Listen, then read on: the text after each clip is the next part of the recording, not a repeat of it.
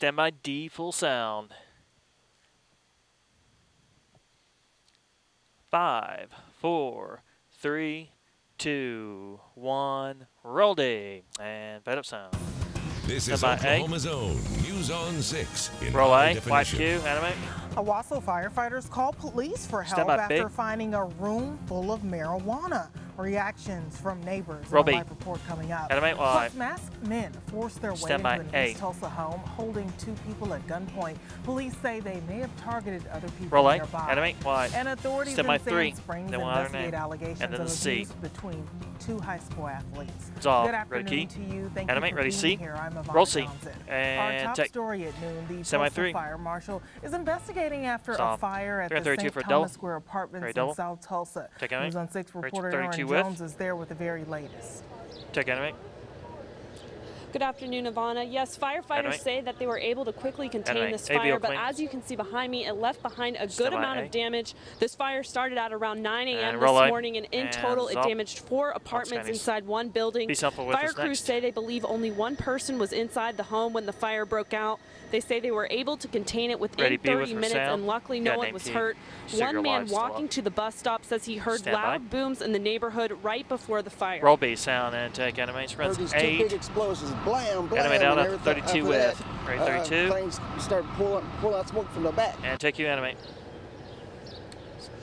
Now the cause of this fire is unknown. Fire crews say they're investigating. Reporting live in South Tulsa, Aaron Jones, News on 6. And take new information at noon, Owasso police found dozens of live marijuana plants and a loaded gun along with cash in the attic of an Owasso home. Dave Davis has reaction from homeowners there. And Dave, did neighbors actually suspect that the man arrested had drugs in the home? And take you, animate.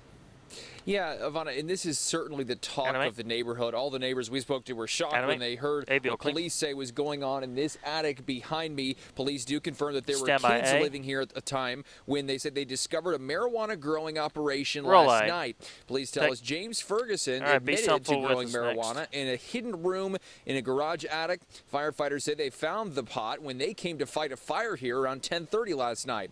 Officers say Ferguson allowed them to search the room where they found a complete growing system, 40 live marijuana plants, several bags of dried pot, scales, a loaded gun, and over $8,000 in cash. We spoke with Nikki White, who lives right around the corner with her 4 kids, and she says she is just so surprised that this would happen in this neighborhood. Roll B, sound and take animation. Runs 14 seconds. I had people bringing over brownies, I got the 31 with. But I mean, very like as a welcome gift and cards and everybody saying hello. Stand by. We have block parties and very family oriented. And take you animate.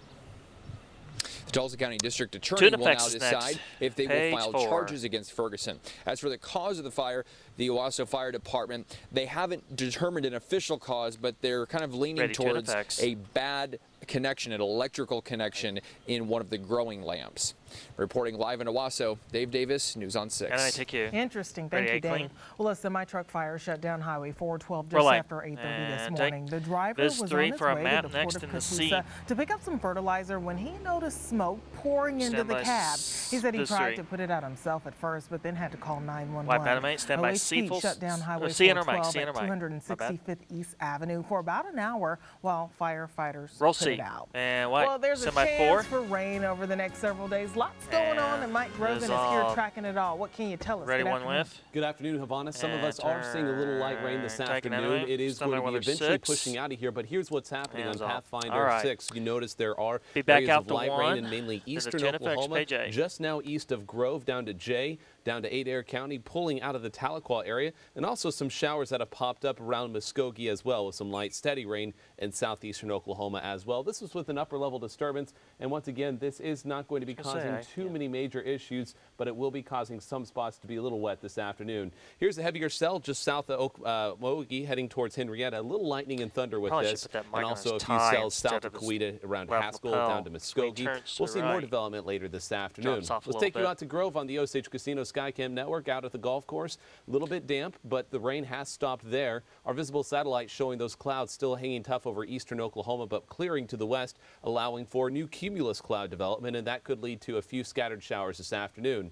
So the chance of rain, it's a low-end chance unless you live in far eastern Oklahoma. Maybe a scattered shower or two around the Tulsa area and back to the west and even south of the region as well. Temperatures today started out a little chilly. Down to 51 was the low in Tulsa, Muskogee, and Pryor. I'd like for him to put that on the other lapel if at all possible, because he will always be looking. Good point. Yeah, you're correct. We're seeing a gradual rise in temperatures, but still much below normal. Only 59 downtown, 62 in Broken Arrow, and 60 degrees in Owasso. We're going to see that warm up into the mid-60s this afternoon. That's going to make scattered showers around, but nothing all that heavy. We'll be tracking the chance of rain here in just a little bit, and an eventual warm up in the forecast. Back to you. All right, thank you. Well, police say masked men forced their way into an East Tulsa home, and they held 2 people at gunpoint. And now authorities say they may be connected to another overnight robbery. The men held guns to the victims' heads while the other 2 worked their way through the house in the 2300 block of South 119th East Avenue. They left with cash. After that, police say 2 people were robbed in the parking lot of the Meadow Apartments in the 2800 block of South 116th East Avenue, not too far away. Now, the victims say the robbers took their personal property and cash, but they weren't hurt. Meanwhile, Sand Springs police are investigating whether 2 high school athletes assaulted a teammate. Authorities started investigating last month, but they're trying to determine if a crime was committed. News on 6 reporter Tony Russell tells the story from Charles Page High School. And takes on full. Some have categorized this as horseplay, Mike Carter, others have said this is a sexual assault. So it's our job to go in and ferret out the truth. The Sand Springs Police Department learned of possible sexual assault at one of Charles Page High School's athletic facilities 2 weeks ago. Since then, police have been interviewing a male athlete who police say made claims he was sexually assaulted by 2 teammates. We've been working with the schools to determine what they know, and they've been cooperating, and they're going to produce information for our benefit in this investigation. Sand Springs Superintendent Lloyd Snow says when his office learned of the incident, he immediately started his own internal investigation. He says the school is trying to determine if this is hazing or something criminal. Snow says the sexual assault claims are very serious, and the students involved are facing disciplinary action, but are still in school. Because the students are all underage, little information is being released by police and school officials. Police say they haven't interviewed the suspects. 15 seconds. We don't want our general public to think that we have a random person trying to sexually assault people at the schools. I don't think it's that situation. I don't think there's any reason for people to have that fear. But we're going to continue with this. Tony Russell, News on 6. Thank you.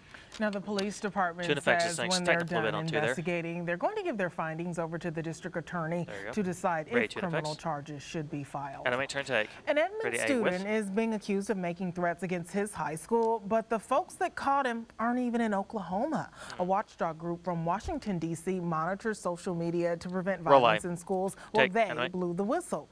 Edmond Santa Fe's principal got a tip that the student sent a tweet that said, "I'm going to shoot up the school if I fail the EOI," and that's the end of the year exam. Now, police searched the student's home, and they say that there were no real plans to carry out a shooting, but the case has been turned over to juvenile prosecutors. Well, coming up, what you tweet, text, or Facebook can cost you a job. Next at noon, educators are being taught how to use social media outside the classroom. Plus, Tulsa getting national attention because of how the city is handling homelessness. The new approach that's inspiring other cities saving taxpayer money. And phone carriers say they are ready, but find out why your text message for help to 911 may never get there. 2, 1. Beta down, Roy break. 10 away. Stand by 2 with her name in 5, 4, 3, 2, 1. And fade up, cure, and animate. Well, cyber secrets come to light, and a Kellyville teacher was charged with rape Tuesday. Now, investigators say a sexual relationship with the student may have never been exposed without text messages and cell phone pictures. News on 6 reporter Tess Mauney found teachers are warned about inappropriate uses of technology. Roll A and take sound. When it comes to a student-teacher relationship, ORU's Dean of Education, Dr. Kim Boyd, says the ethics are obvious. If it doesn't feel right, then 9 times out of 10 it's not right. If it's something that you've got to hide, journalist 26, this runs 37, standard out. And while it may seem like common sense, it's something Boyd says must be addressed with future teachers, especially in the digital age. At ORU, an educational technology course outlines the appropriate ways for teachers to use social media inside or outside the classroom. If you set up some type of social media that's appropriate for the class, that obviously parents have access to, that's one thing. But teachers being friends with students on social media sites, Boyd says that's not okay. They don't see you as the person of authority. Then you've crossed a line and you're no longer acting as a professional. Now you're acting as more of a friend. Creek County detectives say a sexual relationship between former Kellyville teacher Kaylin Thompson and an 18-year-old student started with texting. Boyd says teachers giving out their cell phone number to students is just another way to compromise the professional relationship. Still, she says the majority of teachers know and respect the boundaries. It makes it cast a shadow 10 on seconds. all teachers, you know, who are doing the right thing. Here we are. And who love the profession and understand that they're called. Tess Monty, News on 6. Take you. So some Green Country schools have banned staff from using social networking sites or texting to communicate with students. But other schools use the honor system. Animate, turn, take. The nation's top cell phone companies are going to make it possible for you to text 911 by tomorrow. The FCC says the technology is available, but call centers in Tulsa, Sand Springs, Broken Arrow, and even Claremore can't accept messages. Well, if you have an emergency, despite what your cell phone provider says, do not text 911. Operators and local call centers won't see your message, and then you'll lose valuable time. Roby, sound and take enemy. They got time to sit there and fiddle with their fingers and thumbs to send a text message. They can talk. Most cities are really a long way off from being able to afford the technology that will allow 911 to get those texts. Now, the closest call center that can receive text are in the Dallas area. In response to Donald Sterling's racist comments, Magic Johnson says he does not hold a grudge against the Los Angeles Clippers owner. In fact, the NBA legend says he will pray for Sterling. Johnson responded directly to Sterling's claims that he's done nothing for the African-American community. Roby, sound and take. My whole life is devoted to urban America. 16 seconds. You know, I just wish he knew the facts when he's talking. Magic Johnson. But he's a man who's upset, and he's reaching. Mike, you? Magic Johnson says he supports the NBA's efforts to remove Sterling as the owner. Now, this follows racist comments he made on a leaked audio recording about not bringing blacks to Clipper games. Well, the race for the United States Senate seat from retiring Tom Coburn is being closely watched, and the race on the Republican side continues to be tight. Is there an animation on this? Has a complete exclusive statewide polling, and you're going to see those results only here tonight at 10. Take music. Information is released on what investigators found after serving a search warrant on an accused rapist, Michael Slade. And later, the man who fired shots outside the Tulsa County Courthouse in 2012 will not appeal his case. What's next for Andrew Dehenny? But next, before it warms up, Mike Grogan tells us how much rain we'll get. 3, 2, 1. Fade us down. Ready, break. 4, 3, 2, 1. Roll C. And pedal sound. Mike Grogan is an American Meteorological Society certified meteorologist. We're at the edge of a fairly large, broad area of unsettled weather, rain showers in eastern Oklahoma, and that extends well into the Mississippi Valley, all the way into the northeast with the chance of severe weather and those locations. We're on the backside of things where things are cooler, but we still have some light showers in the area. Let's go closer in. These showers did cover areas along and south of I-44. Tulsa just at the fringe of it, seeing a few sprinkles overnight, and the rain showers still continuing just to the east and south of town.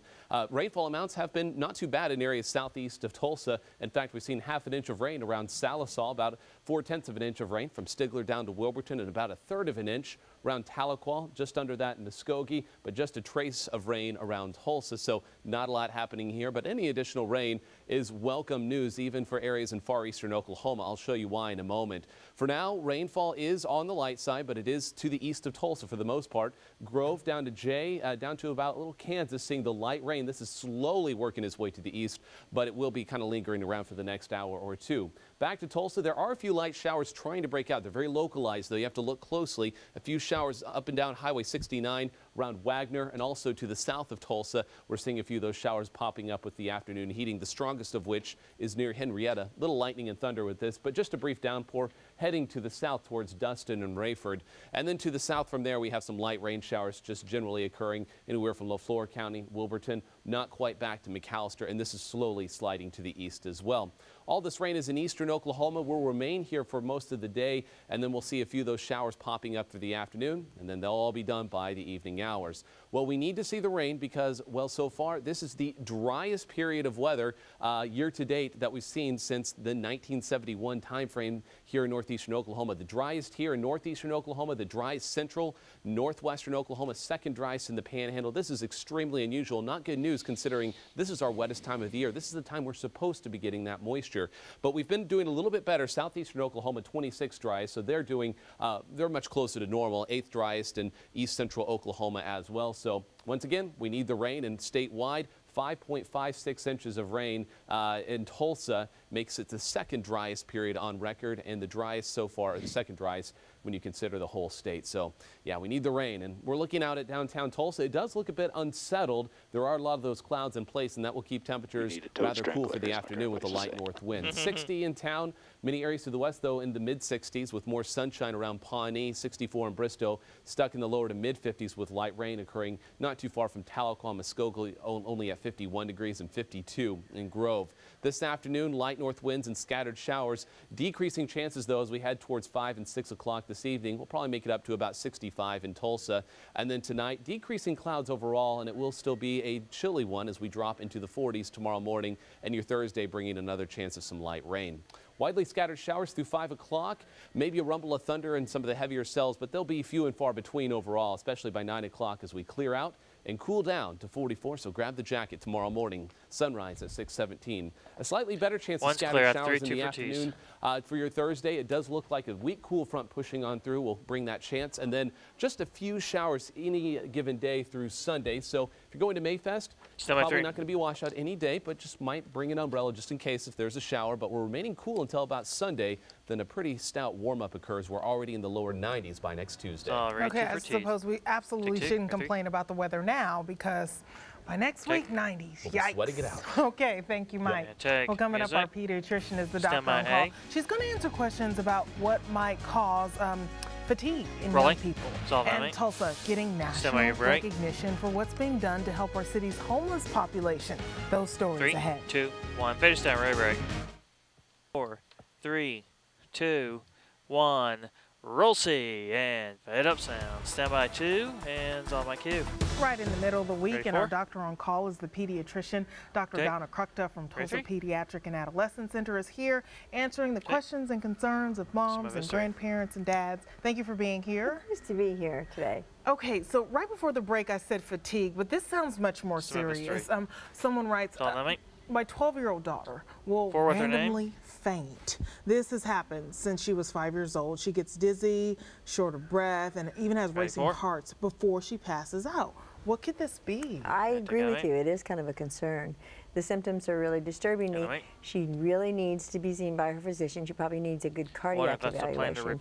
We would worry, and first would come to mind that she's having an arrhythmia, either congenitally, or sometimes kids at that age do have some unusual heart beats then can cause some of this. So she needs a good evaluation probably from a pediatrician and maybe even a cardiologist. Yeah, because our producer was telling me that he's emailed back and forth with this concerned mother, and she says, hey, we've been to the doctor and we've been sent home with no answer, so maybe a specialist. I think that's a good idea. Okay, good luck with that. Now, Samantha says, my daughter is 2.5 years old, and she's had 102-degree fever for 5 days. Her pediatrician said it was because of allergies, but can allergies cause a fever? Once again, generally, allergies does not cause any fever, but they send you home with no answers. How one makes a diagnosis is to evaluate a child and see them and examine them. So she may have a primary allergy diagnosis, but could have a virus and could have an illness. So again, this is what you do. You stay in touch with your doctor. You go see them again if things aren't going well. If the fever persists, then go back and have them take a look at it again. What about a sinus infection? Sinus infections can occur. Exactly, and that's one of the causes of sinus infections is kind of allergies and a lot of nasal secretions, correct? Yeah, we're right in the heart of spring. Okay, well, Michaela says, 2-month-old son was in the NICU for 4 days with whooping cough. Our doctors put him on antibiotics and steroids, but they don't seem to work. Should he supposed to say ICU? Now, whooping cough is a terrible disease. It lasts months. The NICU is the newborn intensive care unit. Before you can really resolve it. And so very oftentimes you treat it with antibiotics, but doesn't cure the illness. It really stops the contagibility of whooping cough.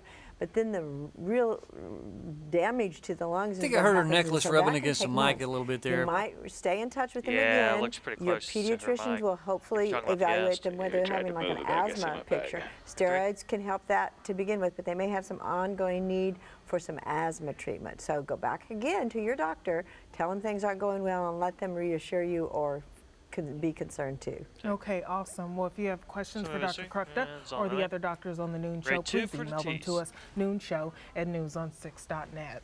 Well, this is pretty surprising, or not. A recent study found the number of Americans who use antidepressants recently quadrupled. A look at how America is medicating ahead. Plus, we're going to introduce you to an Army sergeant who's being called a hero for his actions in Afghanistan. 3, 2, 1. Finish that right break.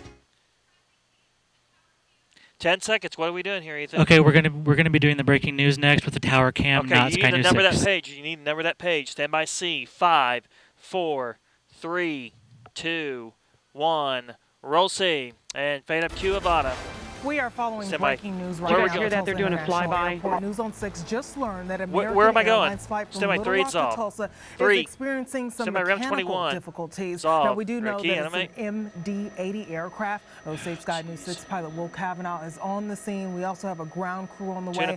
Again, a plane emergency, an American airline flight from Little Rock to Tulsa in distress. It's circling right now. We don't know if it's going to land soon, but we are following this breaking news, and we'll bring you more information as soon as it becomes available. Well, for now, new information on what exactly investigators found after serving search warrants on a man accused of kidnapping and raping a Tulsa girl. Among the evidence, quite disturbing, a stash of pornography and a pair of underwear. Michael Sutton was arrested after an 8-year-old girl was abducted last week. Now, in new documents, police say they recovered children's clothing, toys, and coloring books from his home. Now, the same affidavit says before the abduction, he stocked up on coloring books at the Dollar General store, then tried to sell them door to door in an apartment complex. He is a convicted sex offender.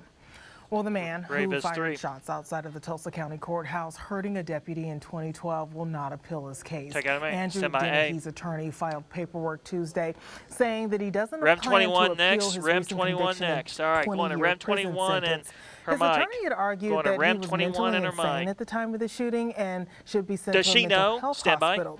But the jury decided he knew what he was doing and sent him to prison instead. And so again, let's go back to that breaking news. We're gathering We're going to bring Will in for a talk back.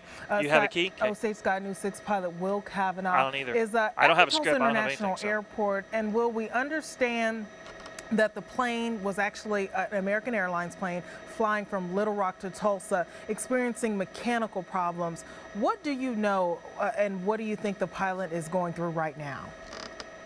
Right now, we have you have Will's American name. 1461. It just did a low pass over Tulsa International because they cannot confirm their instrument systems. So they're having trouble inside, and they're on manual right now, flying this aircraft manually because their flight systems are down, and they had to do a low pass to verify gear down.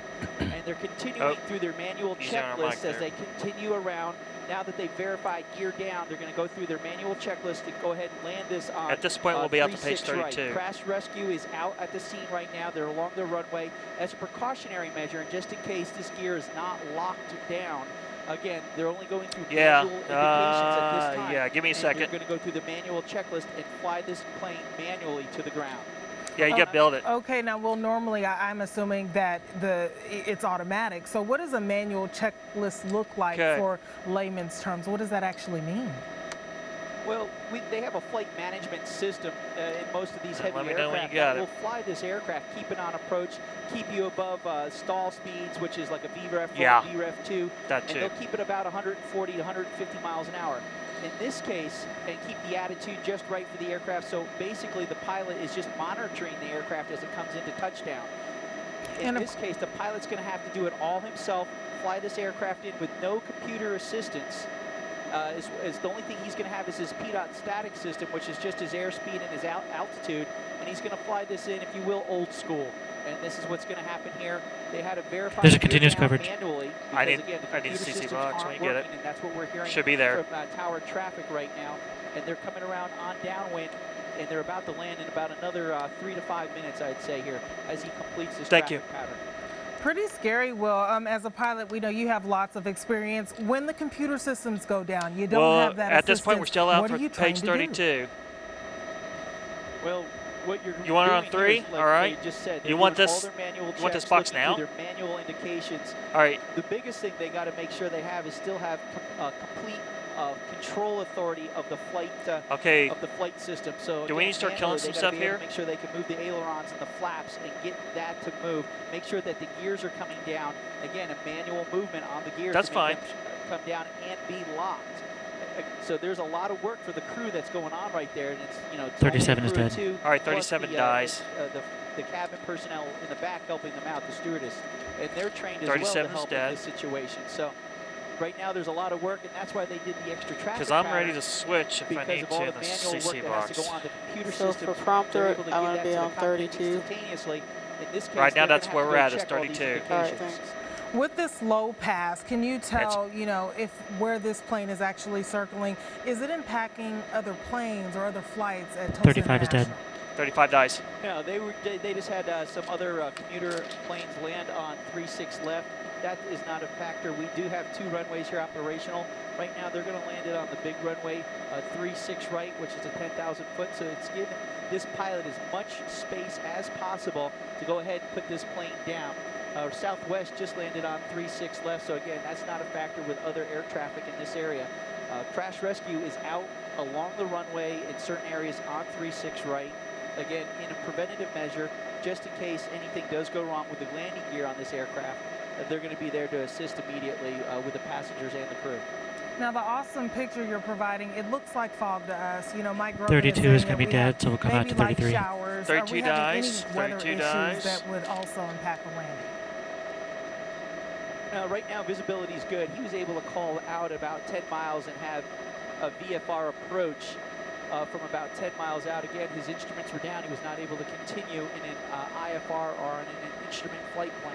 So again, he had to continue in VFR, which was good. The weather is at about 4,000 to 5,000 foot ceilings. He was able to descend and still remain visual flight rules and fly into Tulsa the rest of the flight. So right now, weather, as far as visibility, after we wrap this up, we'll be coming to break. All right, we'll be going to break. So again, I'm going to come out to the CC box and go to break. 3,000 foot traffic pattern and coming back around at this time. Not sure when yet. Okay, and just really, this is something that can provide some context for viewers. Have her address 3. How often do pilots land their planes manually without these automatic instructions? Is this common? Well, every pilot, through his recurrency every year, including myself, learns how to do the emergency procedures for these planes. And it's up to us to remain current throughout the year. So there will be certain training periods every quarter, semi-annually for 135 pilots, which is twice a year. So again, these pilots are going to do emergency procedures at least twice a year. They go to the simulator for approximately 1 week and do that recurrent training for a 135 captain as well as second officer. So they're staying pretty current, pretty familiar with these emergency procedures. And I say pretty, they're completely knowledgeable. I should restate that. Okay. Because that is their job. Once they wrap up here, we will be going just to like break. It is with me up here as any pilot. And we train annually or semi-annually on those procedures. So right now they're just doing the checklist as they're taught and as their emergency procedure requires. Certainly comforting. Now it looks like from where we sit that the plane may be high pitch coming from Sky News 6 that I usually don't hear with him. On the ground, kind of preparing for this landing. Correct. We do have some emergency crews. When we come down, we'll show you those. Right now, they're on the runways just south of 826, or I mean the taxiways that are just south of 826 crash rescue, and they're there positioned, like I said, clear of the runway, just as a preventative measure to help this aircraft if it has any maintenance or any other mishaps once it touches ground. Again, they're there as a preventative. Now, where's the plane actually now? We see that it's advancing. Are we in North Tulsa? Are we in South Tulsa? Kind of give us a vantage point, if you will. This is South Tulsa. He's making the turn on base here, looking coming over on final. somewhere well south of the Muskogee Turnpike. I'd say south of Broken Arrow, down by the Walmart off of Elm Street there on the creek. He's about 7 to 10 miles south of the airport at this time. Okay, we certainly know it's fast moving. Any idea how much the MD-80, how many people actually are on the plane, how many people can fit on that plane? I'm sorry, Havana, you're going to have to say that one more time. Tower was cutting in. No worries. Any idea of how many people can actually be aboard this plane? Is it a large plane? We were told that it's the MD-80. Correct. It is an MD-80. It is a large plane. I do not have the exact seat count, but it is it's well over 100, but I don't know what the number is that's actually manifested on this plane today. Okay, and Will Cavanaugh, we're just going to keep you here with us on the phone. If you're just joining us, Osage Sky News 6 is in the air. We just got word that Sean, can you hear me? Plane, an American Airlines plane, all right, stand by double. Have him hold that shot on traffic 4 there. Having some sort of technical problems, some sort of mechanical problems.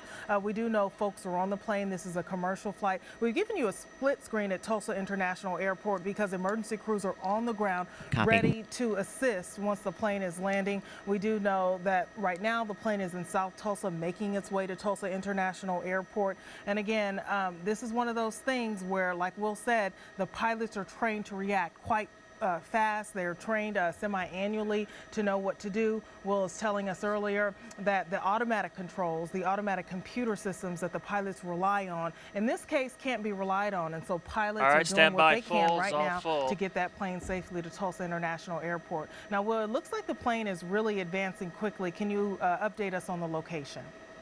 Well, right now, Tower is talking to the captain right now. They're discussing certain things with the aircraft with doors and just going through some checklists. He's now probably at about Mike is really low compared to the NAS I'm getting from him. That's fine, man. Northbound he sounds good. 169, if you will. And thank you. And I would say he's on about 3 to 5 eventually may have a live shot here. It'll be DJ2 Rem 32. Awesome. Now we're wondering, is this one of those things where it's totally in the pilot's hands? We also hear about, you know, co-pilot, a second in chair. What is the person assisting the pilot responsible for doing? The person assisting the pilot is usually responsible for radio calls and I think so too, yeah. Checklist. You have your underlying procedures that you have to know, but there's a lot of other procedures in that checklist that you're going to have to reference in the emergency What procedure. Was that, guys? I didn't hear you. So again, that second in command is going through that checklist and making sure that nothing's been missed and making sure that everything has been done, if you will, crossing the T's and dotting the I's. Not on sure the emergency procedures, though, it is up to the pilot on the controls to know and execute all the underlying steps, which are the ones that have to be committed to memory. Okay, it looks like this plane is in its final descent, landing at Tulsa International Airport. We've been bringing this to you live. Now, Will, we were asking you earlier, we did some Googling around, and the MD-80 sits up to... we're about to land here, Havana. He's coming over the threshold right now. I'll have Paul zoom out just a little bit. Thank you. We're going to see and make sure this gear is locked down. Okay, yeah, there you go. Very good. And it looks like it's down at this time, but again, this is the moment. Excellent. It does look like a very smooth landing. Yeah, his gear seems to be down and locked at this time. Again, a manual approach. He landed it in the first 1/3, and you can see that training kicked in right there. Gear was down, all manual verified, working with Tower. Looking good. Brought it down, and he's not even halfway down the runway, and he's coming to a complete stop. So this is the perfect scenario, ideally, you would say, yes? In this case. Well, it looks like we had a really good landing. This was an emergency landing at Tulsa International Airport. Is Will still there? We do know that emergency crews are on the scene, but Will, do you know what will happen to the plane now? Right now, Havana, he's stopped at the 4,000-foot marker. And the captain said he's going to remain stopped, and he's going to have emergency crews come out because, again, stand with this. He's under manual control right now, so he is shutting it down. They're bringing out emergency crews. I can have Paul zoom out to the left and right, and you'll see crews, emergency crews. I think they might be able to give him a shot on traffic 4. Both sides, north and south. So again, safe that's landing, just them parking. Emergency procedures look like they were executed perfectly by the pilot and the co-pilot. So again, we're going to continue to monitor and keep you up to date throughout the newscast here, Havana. Okay, we'll check back with you. All right, Will stand by 3. Osage Sky News 6. Thank you so much and for providing stand by your that break, live Master. coverage. In case you just joined us, that was an emergency landing at American Airlines flight that was headed from Little Rock, Arkansas to Tulsa. Had some trouble landing, some sort of mechanical failures, and instead of relying on the computer, the pilot had to do it all on his own. At this point right now, coverage. About 4 or 5 minutes in the air, circling our Will Kavanaugh there. We do know that anywhere from 130 to 172 people on that plane. So far, no word on any injuries, but the plane was landed safely there, as you saw. We're going to check back with Will and update you as soon as more information becomes available. And music, stand by your break, in 3, 2, 1. Fade to stand ready, Brad. We should take a call. All right. And 5. It's right after 31. Hold on. 3, 2, 1. Roll C. And fade up Q. Stand by round 21 with. News we've been following an American airline flight from Arkansas to Tulsa International had to make an emergency landing here. Stand by Will's mic. From Osage Sky News 6 was live in the air. He brought us this landing safely. Will, since we went to that quick commercial break, what have you learned? And amazing. Right now, he's stopped on the runway at the 4,000 foot marker on 36 right, which is the largest runway. VO. They are inspecting the aircraft. They were looking for on the way. Given reports of sparks. There was none. It was negative. He was concerned with doors and certain other mechanical doors and such being in the way, mechanical issues that manually, when they were overriding the gear system and bringing it down, wanted to make sure that there was no other issues with the aircraft when he did land. So again, they're inspecting the aircraft right now before they do it. Go ahead and move it off the runway. Again, I don't know if they're going to tow it or if they're going to go ahead and try to bring it off by its own power, and that's what we're still waiting to see based on the inspections that are going to go on here. So again, it's still a process. It's going to go on for a little bit more. We're going to continue to keep you up to date and monitor the radio traffic between the captain himself and ground control at this time. Ivana?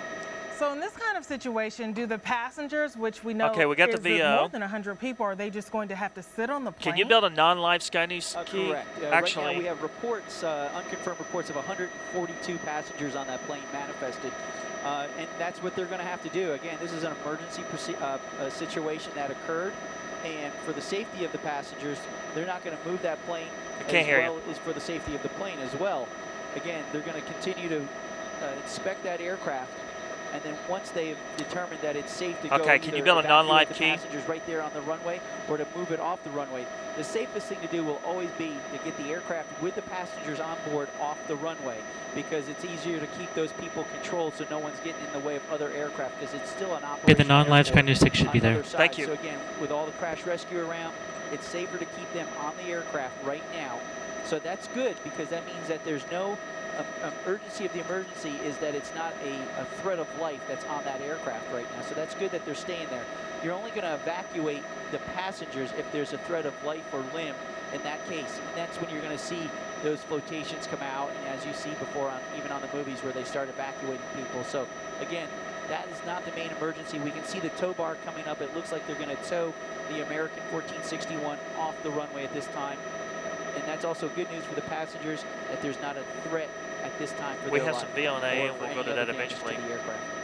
That completely makes sense. You know, if you're at home or had a loved one in that plane, you of course will be concerned when you hear emergency landing. But in case you didn't join us, we want to show you video of this emergency landing. You know, they had to circle the area, especially in South Tulsa, for 4 to 5 minutes, then the time stretched. But look at that. Smooth sailing. And that's one of the things, like Will was pointing out, that pilot had to go through a manual checklist. Normally they can rely on computers to guide them to fly the plane, but in this case, because of those mechanical difficulties, the pilot had to do this landing manually, and you can see that it looks nice. It didn't look like, it was a rough landing. No sparks. You can see those back gears did exactly what they were supposed to do, and it's a case where the pilot was trained quite well to do this. But Will, in this kind of situation, do you think that the passengers on the plane felt something? Did they know before an announcement that something was wrong? Dissolve, right?